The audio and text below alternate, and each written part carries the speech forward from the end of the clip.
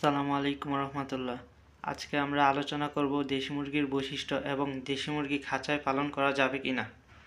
দেশি মুরগি সাধারণত প্রাকৃতিক পরিবেশে সুস্থ থাকে। পরিবেশের কঠিন আবহাওয়া এবং পরিবেশের পরিবর্তন সহ্য করতে পারে। সাধারণত দেশি মুরগি কম ডিম দিয়ে থাকে, তবে অন্য মুরগির তুলনায় দেশি মুরগির ডিমের গুণাগুণ অনেক বেশি হয়। দেশি মুরগি প্রাকৃতিক খাবার গ্রহণ করে, যেমন ধান, চাল, পোকামাকড়, শাক সবজি, বিভিন্ন ধরনের বীজও খেয়ে থাকে। 4.5 মাস থেকে 6 মাসের মধ্যে ডিম দিয়ে থাকে এবং তাদের নিজের ডিম নিজেই বাচ্চা ফুটিয়ে থাকে। যে কোনো পরিবেশে তারা খাপ খাইয়ে চলতে পারে।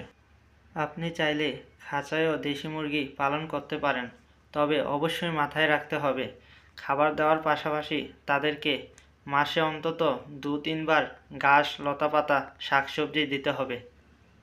আর অবশ্যই তাদেরকে ক্যালসিয়াম কোর্স করাতে হবে। ক্যালসিয়াম কোর্স না করালে তারা নিজের ডিম নিজেরাই ভেঙে খেয়ে ফেলবে। তাদের পর্যাপ্ত পরিমাণে জায়গা দিতে হবে যেন তারা হাঁটাচলা ঠিকমতো করতে পারে।